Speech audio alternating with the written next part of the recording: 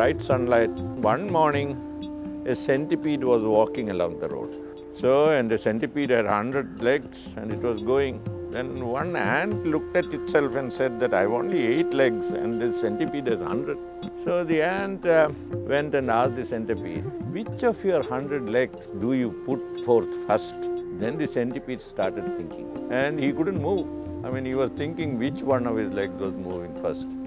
So the ant succeeded in that way.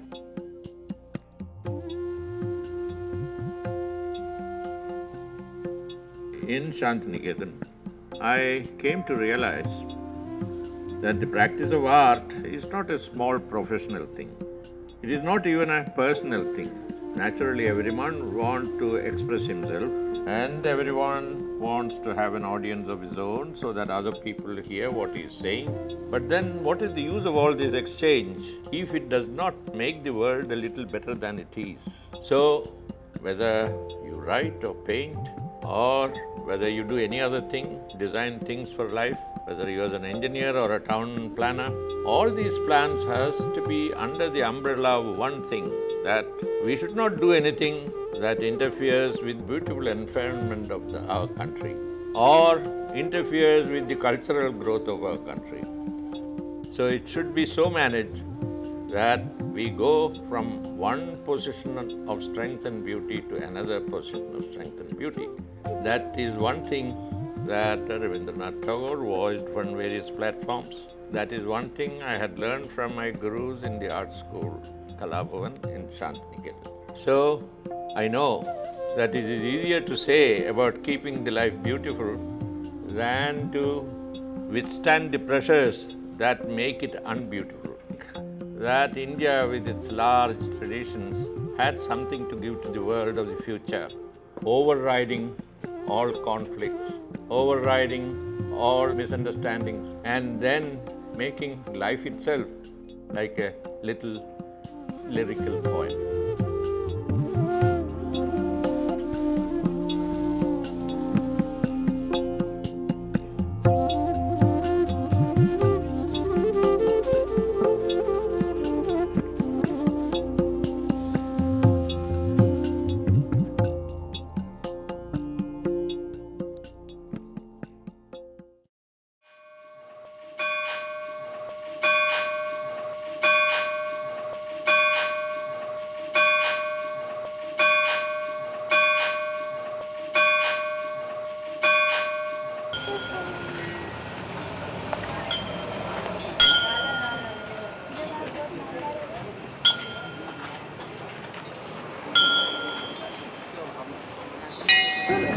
You said this thing about an artist trying to find out what is good or what sells or what is not.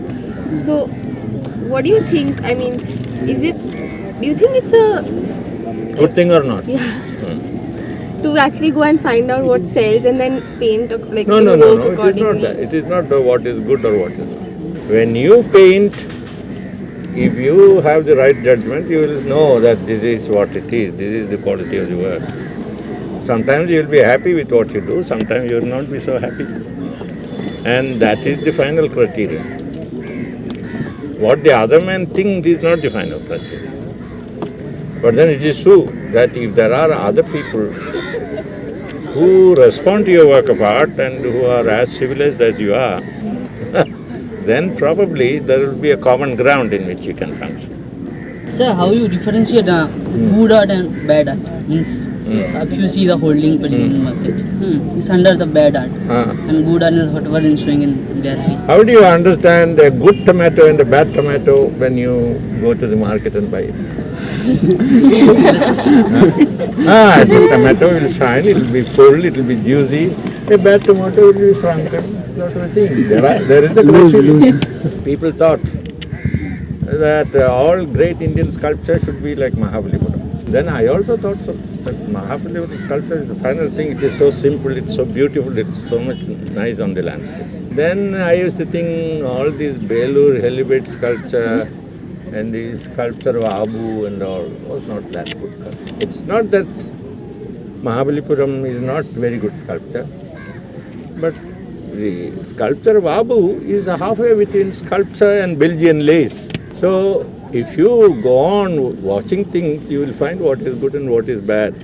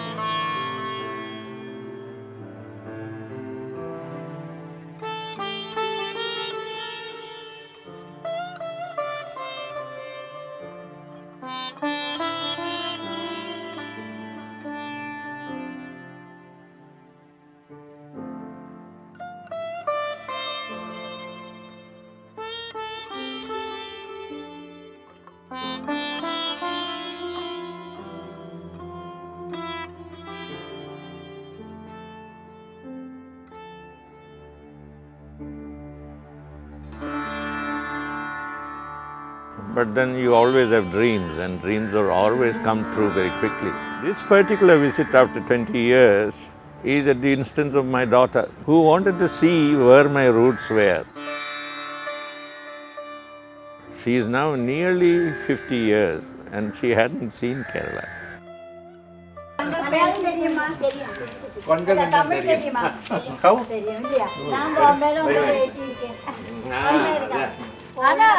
அதான் நன்மா தமிழ் பேசுறாரு மறக்கவே இல்லையே தமிழ் தமிழ் மறக்கல மலையாளம் അമ്മയ്ക്ക് തീരെ സുഖമില്ലായിരുന്നു. She's getting better ഈ news കേട്ടിട്ട്. ഇങ്ങനെ വരും എന്നുള്ള എക്സൈറ്റ്മെന്റ്. നിന്നെ കണ്ടിട്ടുള്ള സന്തോഷം എന്താണെന്ന് പറയാൻ മേല. കാണണം എന്ന് പറഞ്ഞ് എത്ര ദിവസമായിട്ട് കൊതിച്ചുകൊണ്ടിരുന്നു. വന്നത് എനിക്കുള്ള സന്തോഷം അത്ര ഇതാണ്. 5 വയസ്സിൽ നിന്നെ കണ്ടതാണ്, കല്യാണത്തിന് പോയപ്പോൾ നിന്നെ കണ്ടതാണ്. അത് പിന്നെ കണ്ടിട്ടേ ഇല്ല. ഇത്രയൊക്കെ ഞങ്ങൾ ഓർമ്മിച്ച് നീ എന്നെ കാണാൻ വന്നതുള്ള സന്തോഷം പറയാതെ നിവൃത്തിയില്ല.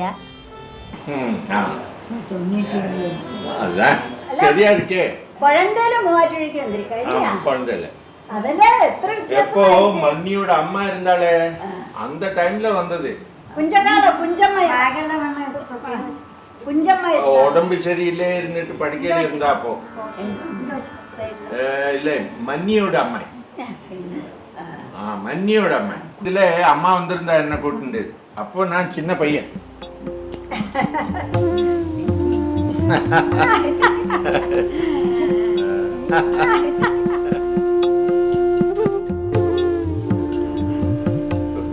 കേരള സാമ്പാറ് പച്ചക്കുഴമ്പ് മോര് കൂട്ടാൻ എല്ലാം പിന്നെ രൂപ വാങ്ങുന്നതൊക്കെ. Is your imagination correct about us? What do you think about us? Is it correct? You might have some imagination about we people. How do you feel that? ഇങ്ങേരുടെ മൂത്ത ബ്രദർ മാഹിൽ സ്കൂൾ മാസ്റ്ററായിരുന്നു. അങ്ങേരുടെ വൈഫ് വന്ന് എൻ്റെ ഫാദറിൻ്റെ സിസ്റ്ററാണ്. രണ്ടാമത്തെ ബ്രദറാണ് IGF police KG Narayanaswamy. ഇങ്ങേര് മൂന്നാമത്തെ ആൾ. ഒരു sister Meenakshi, അവരുടെ husband വന്ന് Coimbatore agriculture ഓഫീസറായിരുന്നു. കശ്യപേശ്വർ എന്നാണ് അങ്ങേരുടെ പേര്. അങ്ങേര് മരിച്ചു പോയി കഴിഞ്ഞ് ആ സിസ്റ്റർ KG നാരായണസ്വാമി എന്ന ബ്രദറിൻ്റെ കൂടെ മദ്രാസിൽ തന്നെ താമസിച്ചു. അവിടെ താമസിച്ച് ഒരു 10-20 കൊല്ലം അവിടെ തന്നെ താമസിച്ച് കാണും. അത് കഴിഞ്ഞ് കഴിഞ്ഞാണ്ട് അവർ മരിച്ചുപോയി. അമ്മയെപ്പറ്റി ധാരാളം ഓർമ്മയുണ്ട്. എന്താണെന്ന് വെച്ചാൽ അമ്മ ഇവിടെ വന്നിട്ടുണ്ട്. ഞങ്ങളൊക്കെ കൊച്ചു കുട്ടികളായിരിക്കുമ്പോൾ കുളിച്ചിട്ട് വന്നു കഴിഞ്ഞാൽ ഉടനെ തന്നെ ഞങ്ങളുടെ തുണിയെടുത്തൊക്കെ ഉണക്കും, തലയൊക്കെ ചീവി കോതി തരും. അത്ര സ്നേഹനിധിയായ അമ്മയായിരുന്നു. അത് കഴിഞ്ഞ് അവർ പെട്ടെന്ന് ഒരു സ്ട്രോക്കിലാണ് മരിച്ചു പോയത്.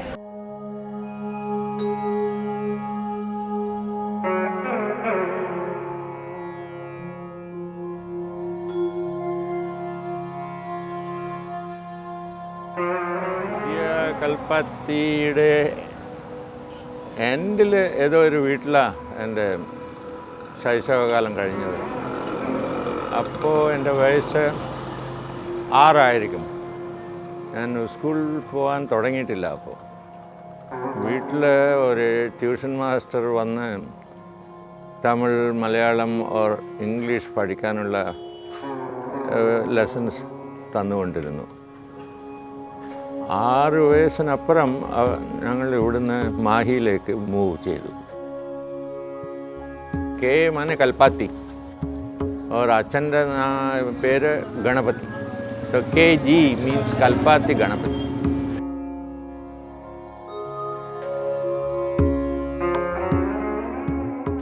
तो എൻ്റെ जो remembrance of the place is not so clear. I mean, it is as much as a 6-year-old can remember.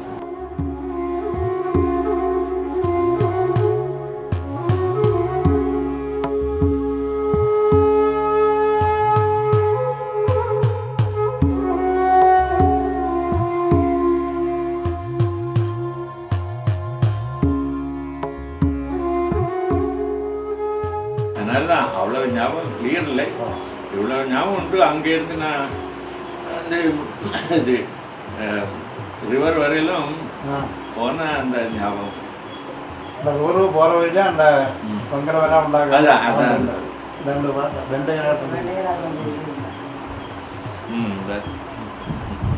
நீங்கள் எத்தனை நாள் இருக்கிறீங்க? ஏன் இங்கே பிறந்தே இங்கே அதான் அப்படியா? அப்படி வருவேன். இங்கே பாட்டாவெல்லாம் டெய்லி உங்கள் பெரியவாழ்க்கை தாடி அன்றாமே போட்டர் அன்றாங்க. இங்கே பார்த்தேன் அன்றாமே இந்த போட்டர்.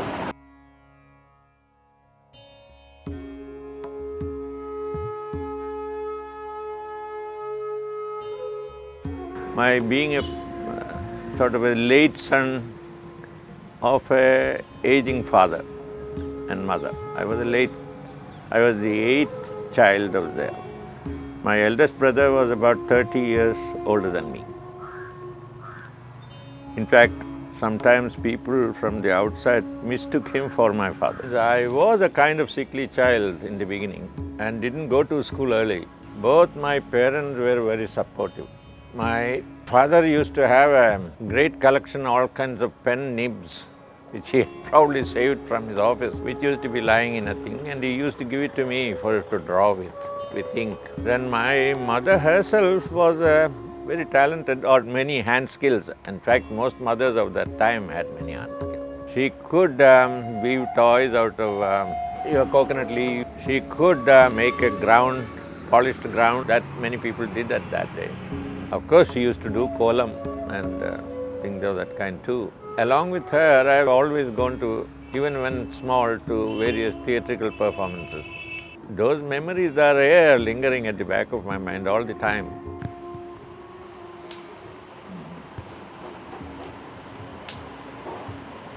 चलें हम. Okay, good.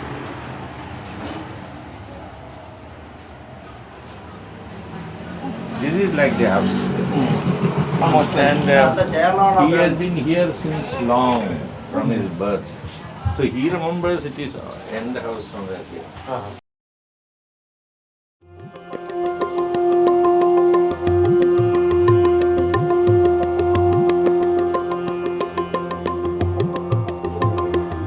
The strongest memory is the chariot, then the river. I used to sort of wander around, and my mother used to come after me to collect me back. Then going with her to theatre.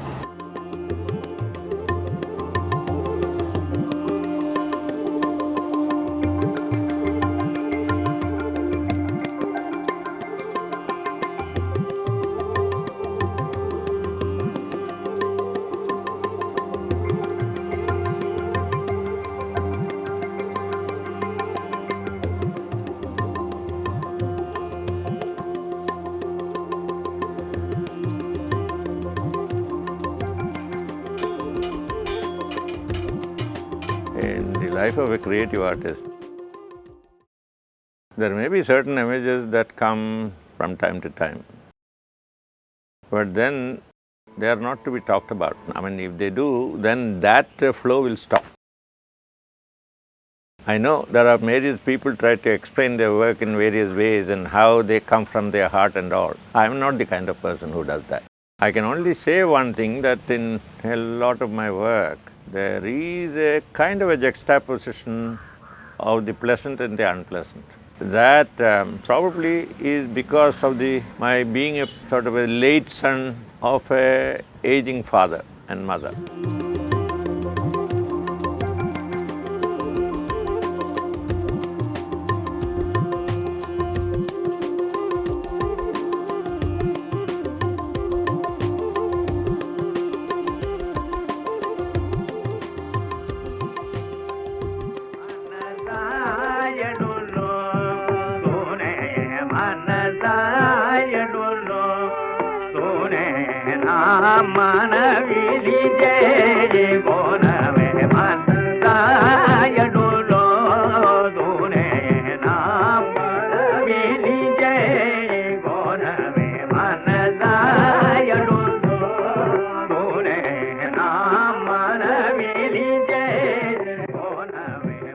The other thing, in my childhood, I saw that my sister-in-law lost 3 children one after the other, and I saw that death from very close.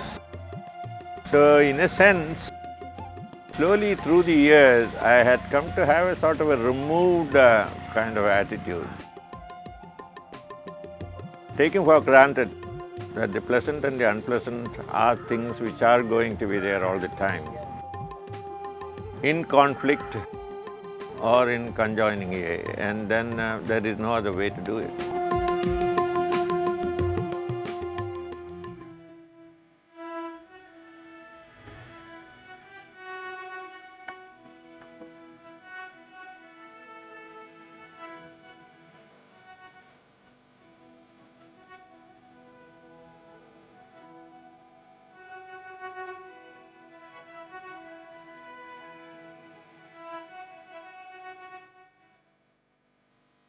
I remember reading Fouché saying that fertility symbols brought into the nativity symbol. So the elephant and the Purna Kumbha kind of thing. That was at one time a fertility. Abundance. Then it became the symbol of Buddha's birth. And later it became Mahalakshmi, the symbol of prosperity in the Gajalakshmi.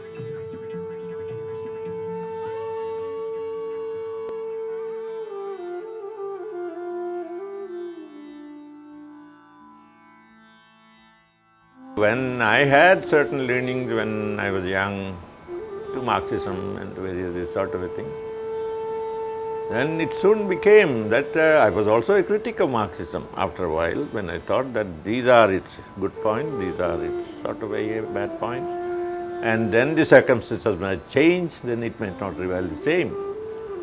It was a kind of a foresight which many people had. Similarly with Gandhi, I am not a Gandhiite. It is just that I lived in the Gandhi Yuga, and he was a very influential man in shaping your thoughts and ways of action, and he somehow pinpointed various essential things about it. And which was, I was talking yesterday too, that you should have a big solution for every small problem. I mean, whether the problem is small is not the thing, but the solution should be big. That each solution to make you a better person, this kind of thing. I think nobody but Gandhi did that.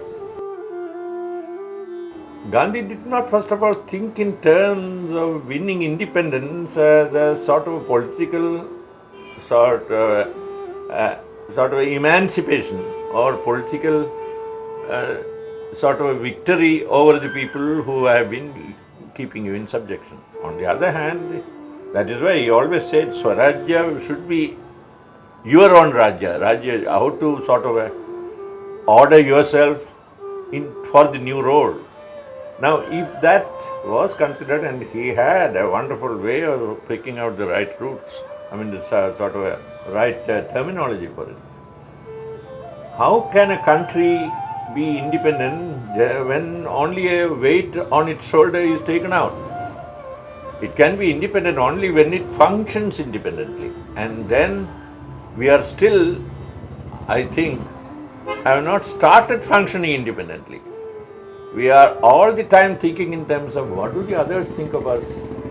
What do the others sort of say about what we are doing? So there is a colonial trauma which is sort of absolutely suffocating us even today, at least in certain areas. Now, you might explain all this in terms of globalization and things of that kind. I am not prepared to accept it. It is just because of a certain thing that you lack is that you do not think yourself as a sort of a complete individual or a complete society by yourself. And then you are always looking into the mirror to see how the other person is. Now, if that happens, I think we will be sort of growing up by leaps and bounds. But then again, I mean, is that possible? And are the circumstances? I don't know. But then this is what I would think should happen. If we don't criticize our own little actions every time we do, we are not sufficiently modern. For me, modernity is a kind of a situation that comes out of what you may call globalization of culture.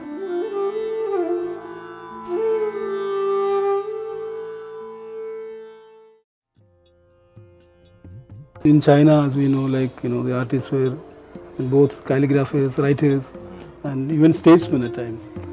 So, in your own way, I mean, like for example, the way in which you probably won't draw a line of demarcation between high art or low art or art and craft or whatever, and the way you relate yourself to the contemporary art scene in all its,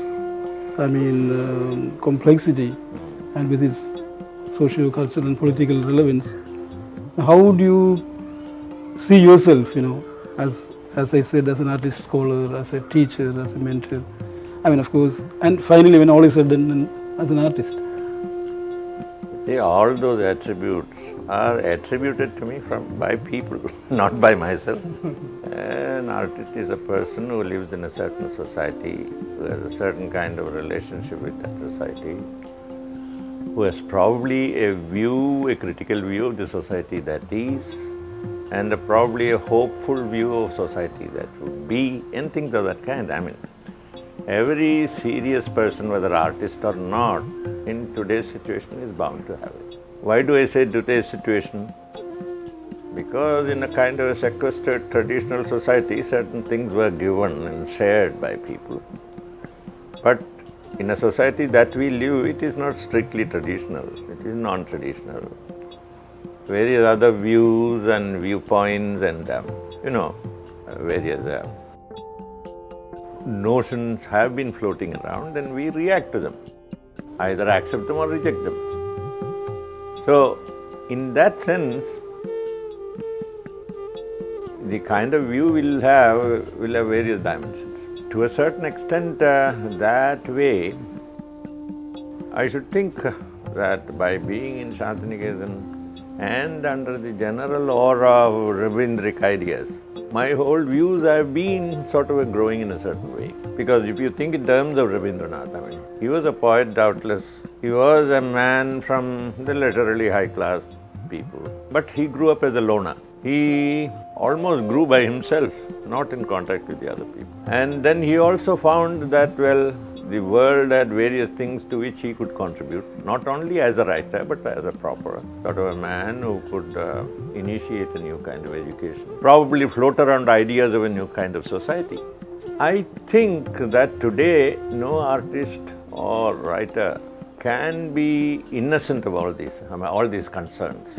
It is another matter that he is not actively involved with this to the same measure as a man like Rabindranath was. So, when I started working, I knew that when in the beginning I thought in terms of political activism, but later I found that I was not temperamentally suited for that. I was not somebody who wanted to be a political activist for life. And there were other riches within me which wanted sort of drive me elsewhere. So, to a certain extent, you could say I wanted to be sort of a painter, probably a writer if I could be, and be a cultural activist of some kind, have a view of how the culture should grow or in which directions it should grow.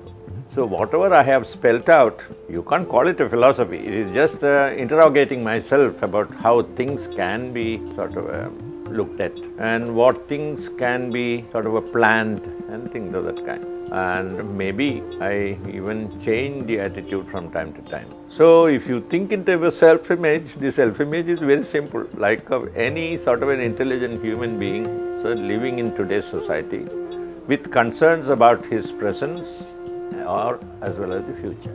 Now, I know that there are many things happening in today's society which a single person cannot sort of monitor or control. Even if he is a sort of a person with influence or with a kind of a personality like Tagore, because various other forces are pushing the social development, educational policies, and even the movement of society is in such a way that, well, if you are standing alone, you will be a lone voice. So it falls to you that at some time or the other, any thinking man should think in terms of a certain attitude or a certain kind of group thinking which he can share with others. Whether he'll find the people to share, I do not know. The whole problem is that. So, when you want that some people should at least hear it, then you write it down and say that this is what I have. That is probably what I have done. I have not all my published writing is like presenting a certain idea out from the basis of my thinking to the other people. Probably that is the only place where I have sort of worked like a pedagogue. In the studio, I have never wanted to be one. But in spelling out ideas, I have worked like a pedagogue. I have wanted that people should think about it and probably make up their own minds of what they should do.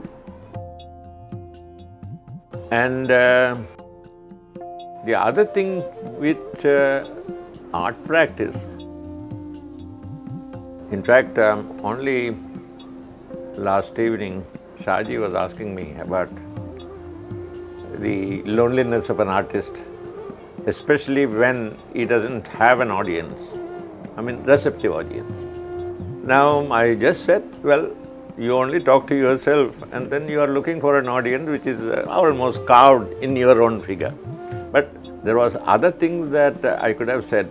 You can never have a person like you sitting before you and talk to you, even if he is a very informed person. Probably you can exchange ideas easier than you can exchange emotions.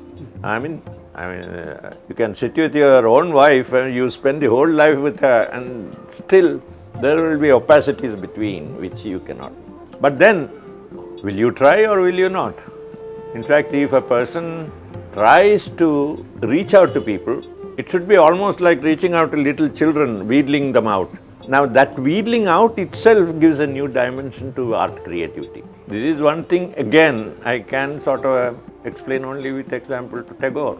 Tagore has written sublime poetry, he has written relics, he has written novels which touch upon social issues, he has written parables, and then he has tried to contribute to even children's literature.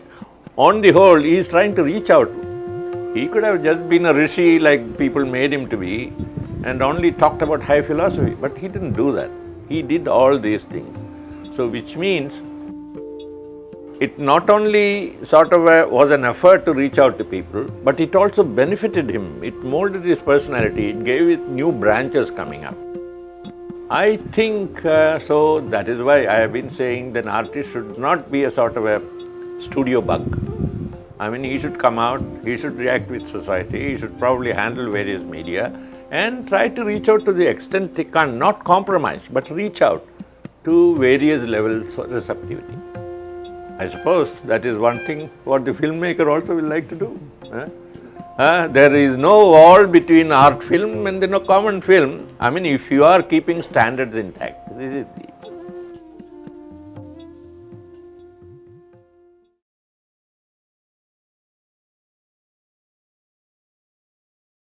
My mother, she was always by my side in a psychological sense. She used to tell me that when people in the neighborhood asked him, "What has your son done?" So she used to tell them that, he is like a sort of a bull calf I have marked with an arrow and left him to the sort of deity. So he has full freedom to do what he wants.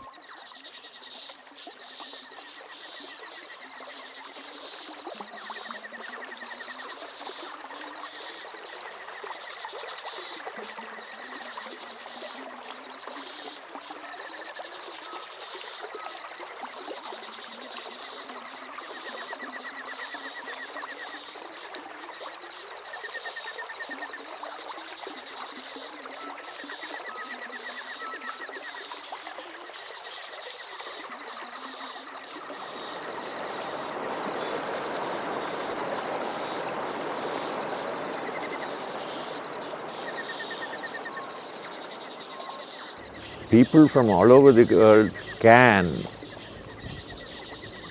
think in terms of working out a sustainable plan for living in which man doesn't destroy the natural world or distort the natural world and with that distort or destroy himself.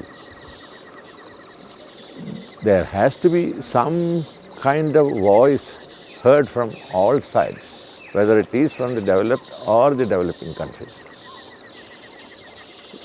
The conservation processes that are being advocated by the developed countries always sound good, but occasionally I have a rough feeling they are probably only thinking in terms of their own interests where they are and thinking of build sort of a garden world around where they can come and spend some time. That is not serious enough. They are not then thinking of the whole world. This is the reason why, because we are not thinking in terms of those things related to life values as much as to commerce, trade, money, interests and things of that kind. I know there was at one time, in the time of Nehru, a city was planned for Chandigarh, was planned under the general advice of French architect Corbusier. I mean, after all, cities are built for people and people want to have certain values of life cherished and they should think in terms of a community which has many branches to it. If that is not there, then naturally such a plan doesn't come into it as we want. I mean, that is what is happening. So that's why most of our new cities where private enterprise works, they are terribly chaotic and certainly inaesthetic. Developed country or developing country, nowadays the people who are going to use the town or use a place, they are not the people who are consulted. They are only thinking in terms of how much investment you will take, what return you will get and things of that kind. I mean, they are not thinking, and the most they will think of common facilities will be roads and avenues of conveyance or maybe a certain place of recreation. They are not thinking in terms of a total life, an integrated kind of life. Now, is it necessary for you to do that or not is something to be raised. At one time, this should be about 20 or 30 years back, some architects had raised this question and they were thinking it was a sort of movement for building a habitat. That is where all the constructions will be thought in terms of serving the needs of a community. And they will have everything there. I mean, things to shop, things to find entertainment in, places to meet and things of that kind. There was a big habitat exhibition, if I understand, somewhere in Vancouver. And there were also seminars about all this, I suppose about 25 to 30 years back.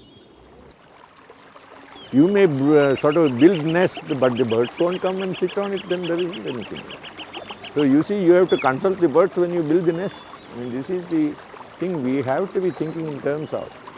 But then the best we can do as artists or architects who have a larger view of life is only discuss this on various platforms that slowly, I suppose, the people in power or the people who have the enterprise will be a little more educated and thinking of the world of the future, which will be better than the world of today. But then what else can we do? We can't do very much.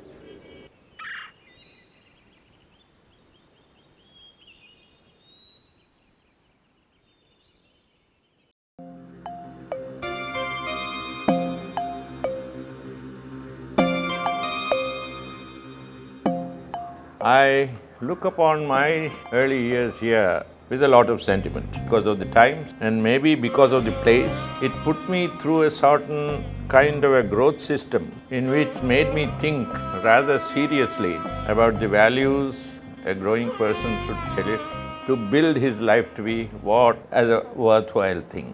I do not know how far I was successful in doing that, but Mahi was a very useful environment for that. The once French-occupied territory in British India, the land, the atmosphere that nurtured K.G. Subramanyan, who came here with his family from Kalpati as a 6-year-old boy. It had a certain kind of a quasi-political underground at that time, though it was on the French. And here was a considerable activity in terms of thinking what the philosophies or ideologies of life should be. Besides that, there was a library and reading room here, which used to get some periodicals from France and some periodicals from India, which were conducive for the young people growing here to have a kind of a circumspect life of the cultural life of these two areas. I am or was a beneficiary of that contact.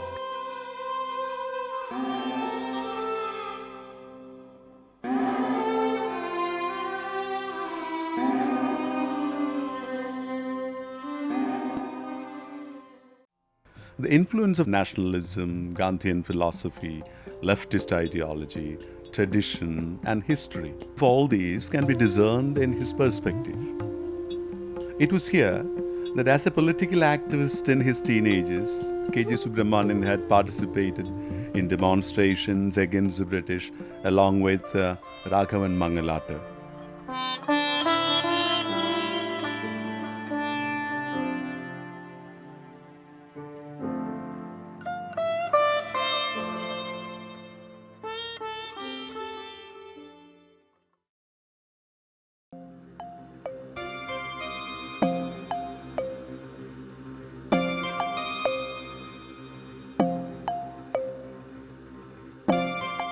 The man who conducts K.G. Subramanyan on his voyage down the memory lane in Mahi is Professor Damodaran Palleri, a student of Subramanyan's elder brother. 60 വർഷം മുമ്പ് ഞങ്ങൾ ഇവിടെ 1948. maybe up to. I left in 1944. A confluence of the young and the old, a warm reception accorded to K.G. Subramanyan to commemorate the visit of this old son of Mahi.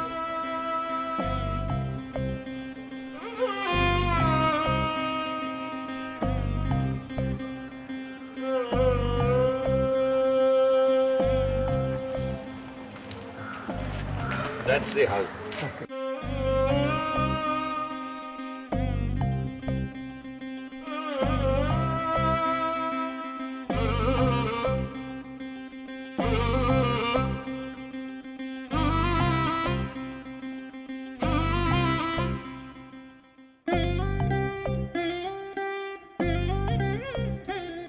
We had a person here whom people said he had a kind of an eye that if he had to comment on something, that tree will fall. And tree fell like that. It's called Malayalam Pottikkan. Pottikkan. That's right. That is, if you say something about that people. That was there. Further Yes, away, there. there used to be a house in which there was a man who was slightly off his head. He used to walk with a beetle leaf on his head. And his son Gopalan had gone to Paris, France. So he used to always miss him. So then he used to read the papers that during the war there was a general, French general called Gamelin. So he said, Gopala should be Gamala. He's still alive there.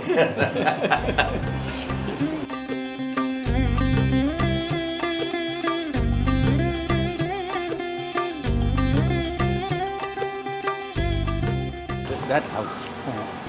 That is where the tree fell. In front of it there was a tree which fell.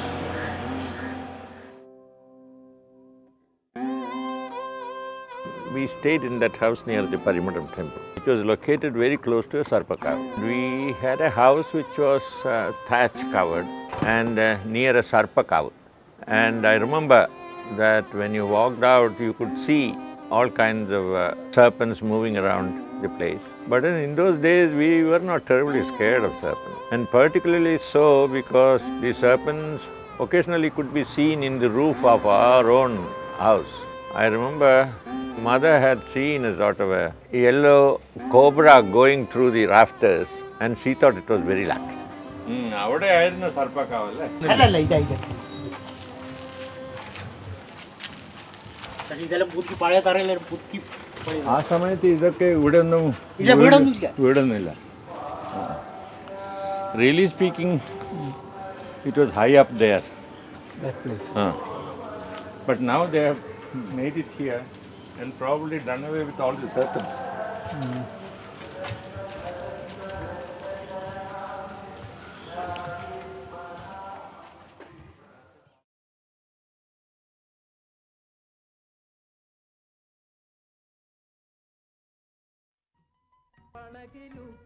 We had in Mahi one man called Turki. He used to be called Turki. He was a very well-built man and they thought he was a Turk.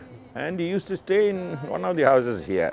And he had married a Muslim woman as his wife, or he lived with a Muslim woman. We all noticed him because he was very hefty and had a lot of physical power. He used to swim against the current up the Mahi river for a long mile and a half and then come back and do that. So we were all wondering Turkey should be a sort of special kind of a, hey, he came from Turkey, far away, very well built. After some time, suddenly Turkey died. Then finally it came out he was a British agent who was staying here. This kind of thing. Now, you see, I mean, when you live in a place like Mahi, you have all such characters moving around. If Mukundan writes an interesting story about it, I can quite see that there is enough material here to do all that.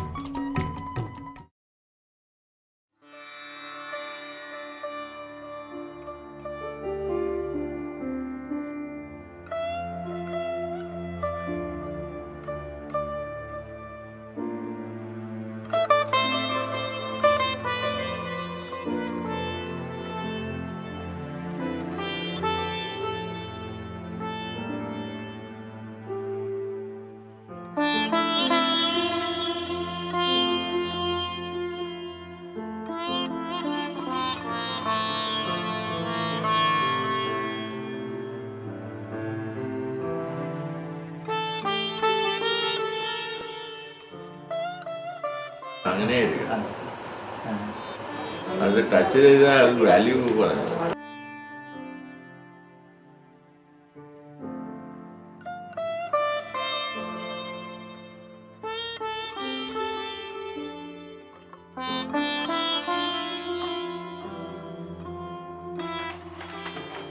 For me, handicraft and handloom practice is a cultural asset. That a skilled man is producing goods for the functional market, but if he is good enough, he becomes very close to an artist. I mean, he is producing goods which are artistically rewarding. And there should be a ladder of progression from normal skills to the more sophisticated skills. So it had to be protected, and it had to be directed and kept ready for the market, and the market should be educated that if they sort of patronize them, their whole life system will be better.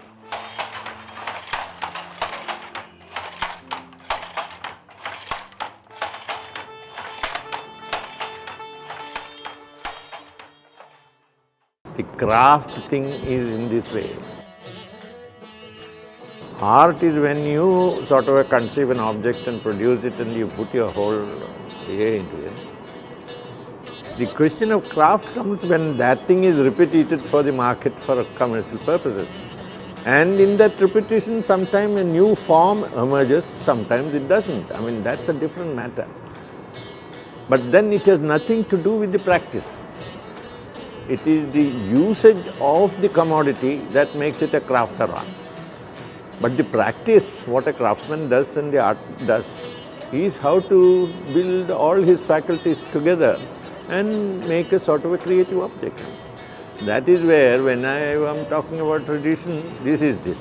So there might be a certain level at which craft is flourishing, but a craftsman's contact with art, and if his work is fertilized by it, then he becomes a great artist. Similarly, the other way around. And all our traditions have moved and changed from one thing to the other because of that interaction. Now, when we cut this away, then this is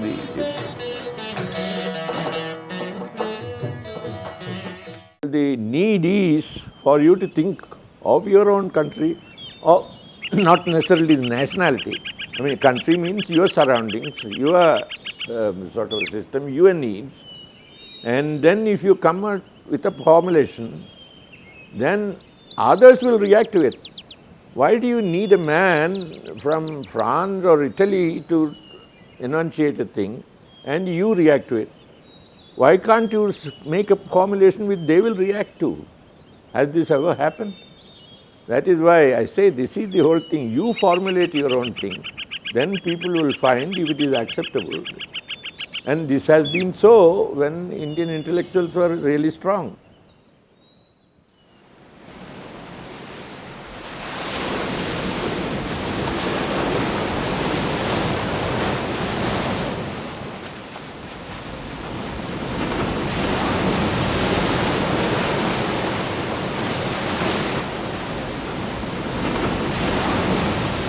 But I'll tell you one thing. The Kerala people, they are not alone in this. All over India, people have been changing in their dress, drawers and all. The one thing that the Kerala people haven't changed is that they are terribly parochial.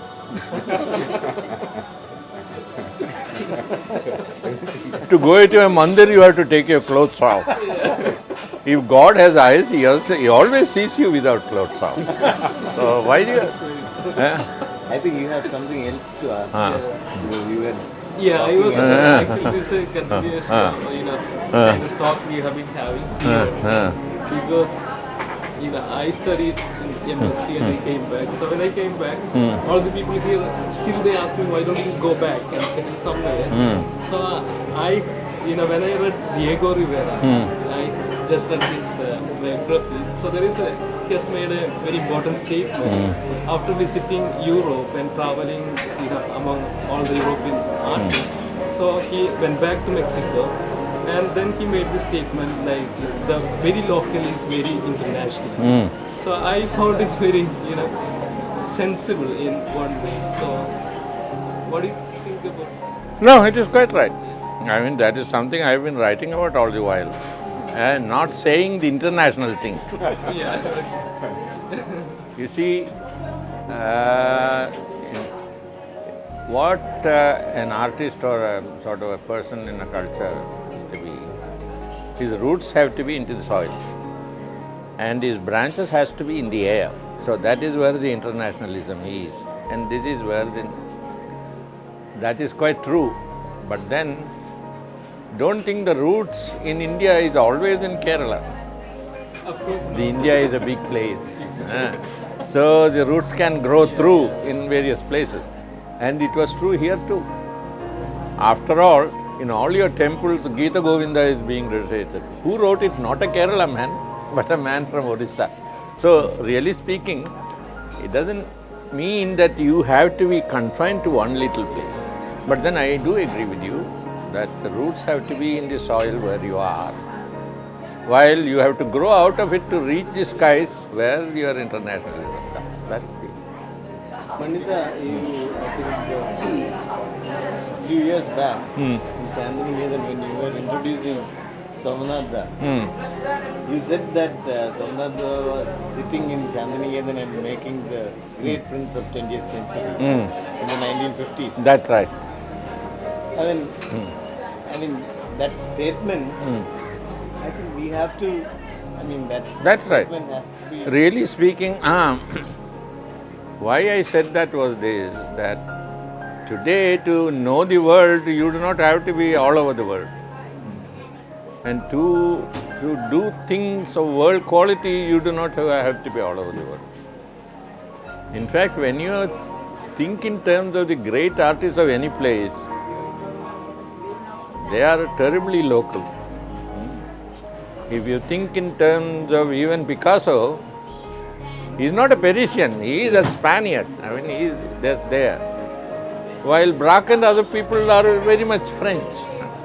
Now, really speaking, you are built that way. I mean, you behave that way. So you do not have to claim to have a label here, I am local, he is international. This is not necessary. It comes naturally. I mean, anybody who is serious will be local. And if his work is broad enough for everyone to accept, then he will be international. That will. And Brand hasn't traveled. So that is the case. I wanted to say about Somnath because I think he is still the most accomplished, or now of course he is too ill, but the most accomplished printmaker in India. And not only that, he did all that by his own effort. He didn't go to Hater to learn all the techniques and things of that kind. So most people know about Krishna Reddy more than Somnath Kaur. That is why I had to say that. Because Krishna Reddy is an old friend. He is a great sort of a teacher. But then, you see, there are also people here who have not gone anywhere, done that. And it is possible. People will come to you. You do not have to go to them.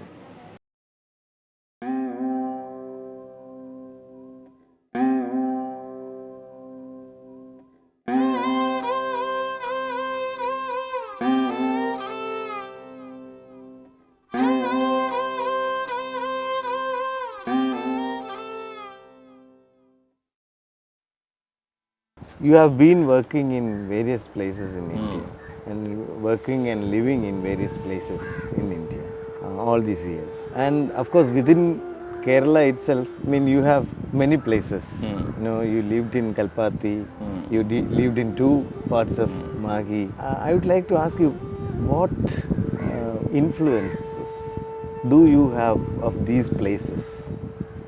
I don't know, and I don't care to know. In fact, if you are in places and it has any influence on you, it should not be strictly visible. I mean, it should come through.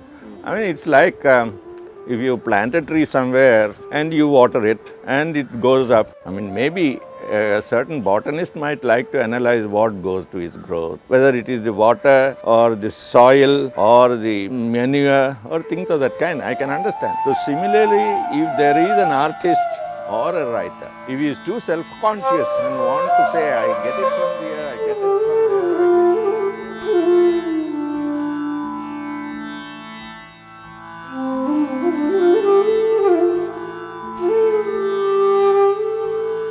no artist can talk about his own work, especially an artist like me. That is why at one time when people asked me about what do I say, so I sort of took the image of Bahurupi. All over India, people, certain caste, collect money by dressing themselves up in mythological characters. That is, somebody goes around like Hanuman, or a group of people go as sort of a Ram or Lakshman. This is common all over, in Middle India, Northern India, and probably even in the South. Bahurupi. Now, a Bahurupi, when he dresses up, he is half himself and half the mythological character. He is not fully the mythological character like on the Tamil drama stage.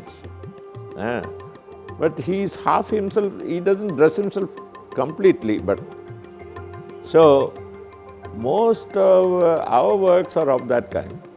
It is Bahurupi.